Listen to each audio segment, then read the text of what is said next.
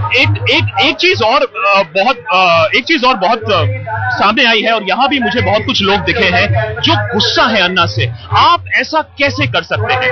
आपने भी वोटिंग की है, आपने भी अपने इंडिया अगेंस्ट corruption.org में लोगों को इन्वाइट किया है। कितने प्रतिशत लोग हैं, बाय योर ओन एडमिशन, कितने प्रतिशत लोग हैं जो इस डिसीजन से नाखुश हैं? देखिए, मेरे ख्याल से आंतरिक लोकतंत्र का सर्वोत्तम उदाहरण है कि आप जनता के बीच में जा रहे हैं, पूछ रहे हैं। मैंने एक चैनल को देखा जिसमें 96% लोग लाखों की तादाद में कह रहे थे कि जाइए, 4% मना कर रहे थे। तो जो 4% मना कर रहे हैं वो देशद्रोही नहीं है, वो आपके खिलाफ नहीं है, वो पाकिस्तान या इजराइल से आए हुए लोग नहीं है, वो भी यहीं के लोग हैं, वो अलग तरीके से सोचते हैं। अब दो बातें हैं, या तो वो 4% ठीक सोच रहे हैं या 96% ठीक सोच रहे हैं, इसी पर बातचीत होनी है। अगर वो 4% ठीक है तो हम कोशिश करेंगे कि उनके रास्ते पर चलकर बाकी 96% को कन्विंस करें। और अगर एक बात ये भी है कि कल अनाउंसमेंट भी हो गया, अन्ना जी ने भी ये बात कह दी कि नहीं, विकल्प होना चाहिए। फिर लोग कह रहे हैं आप वोटिंग क्यों करा रहे हैं? डिसीजन तो ले लिया गया है। डिसीजन केवल ये हुआ है कि इस देश की राजनीति में एक वैकल्पिक व्यवस्था होनी चाहिए, एक वैकल्पिक सुधार होना चाहिए पूरा। अभी तक क्या होता है, पार्टी अपना कैंडिडेट चुनकर एक कॉन्स्टिट्यूएंसी को दे देती है। होना ये चाहिए कि कॉन्स्टिट्यूएंसी अपना कैंडिडेट चुनकर पार्टियों को दे। बिल्कुल, ये हमारा कैंडिडेट। कोई भी पार्टी अपने सांसद के प्रत्याशी का चुनाव पहले अपनी पार्टी में नहीं करा। क्या ऐसा होगा? क्या ये संभव है कि एक ऐसी पार्टी बने जो उस पार्टी के सभी कार्यकर्ताओं को या नहीं भी कार्यकर्ताओं मतदाता प्रमाण पत्र से अपने पहले जो 10 कैंडिडेट हो उनमें वोटिंग करा ले, और जो सर्वोत्तम कैंडिडेट हो उसको अपना पार्टी प्रत्याशी करा ले? इस सवाल का हमारे पास हाँ या ना में जवाब है। अन्ना पॉलिटिक्स में आएंगे, या इस पे हम कह सकते हैं ठप्पा लगा के अन्ना खुद नहीं कंटेस्ट करेंगे? इस पर कोई विचार विमर्श नहीं है, खुद कंटेस्ट नहीं करेंगे, ये फाइनल। अरविंद केजरीवाल, अरविंद का अरविंद बता सकता है। आप?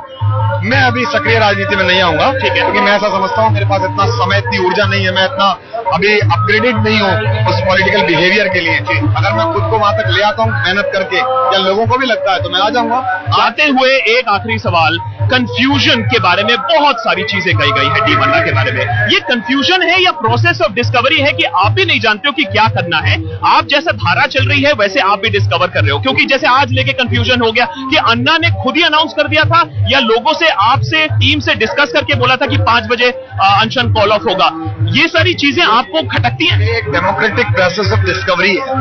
एक्चुअली पॉलिटिकल पार्टीज के ऑटोक्रेटिक बिहेवियर से हमको आदत पड़ गई है कि ऊपर एक चेयरमैन तय करेंगी, नीचे बोर्ड ऑफ डायरेक्टर मानेगा, और आखिरी आदमी तक को बात माननी पड़ेगी। यहाँ क्या होता है, यहाँ खूब झगड़े होते हैं, खूब विवाद होते हैं, ये बात मानेंगे, असहमति होती है, सहमति होती है, लास्ट में एक बात पर लोग आते हैं कि भाई ये सही है, और एक साथ रहते हैं, एकजुट रहते हैं। कई बार लोग असहमति से बाहर भी चले गए, अधिक संख्या लोग अंदर भी रहे, कुछ लोग और भी अंदर आना चाहते हैं, बड़ा बनेगा। यही डेमोक्रेटिक पैटर्न देश में आना चाहिए, चाहे संगठन हो, चाहे परिवार हो, चाहे सरकार हो। कुमार, हमसे बात करने के लिए बहुत बहुत धन्यवाद। Kumar Vishwas, they are making it amply clear that this is a democratic process. There is, of course, this whole issue of finding your way through. So an honest admission coming here on Headlines today. Honestly speaking, Anna Hazare won't be contesting. That is the only thing that we know. Would Kumar himself, could Arvind Kejriwal himself contest? There is no certainty. They are saying we are taking one step at a time. What we know as of now is the political alternative is being made. What sort? They are saying that still we don't know. How can we tell you? So we're expecting the picture to clear out roughly by 5 o'clock. At least some semblance of a real picture perhaps might emerge. Akash, but take us through this, Akash. You've been reporting to us from Ground Zero, from Jantar Mantar. What's the mood? What's the sense that you're picking up from the people who are turning out in whatever numbers that we're seeing today? Are they upset with Anna Hazare, with the kind of unilateral decision that he came out and took yesterday? How are they responding to these developments? Yeah, that's the perhaps most interesting part in what we were seeing today. Dare you say anything against Anna Hazare at a rally of Anna Hazare? There is no question of that happening. Now the situation has changed. Since morning, we have been seeing people, either some of them coming to us, or small discussions and arguments breaking out in the crowd behind me. People animatedly discussing, is this the way it should be done?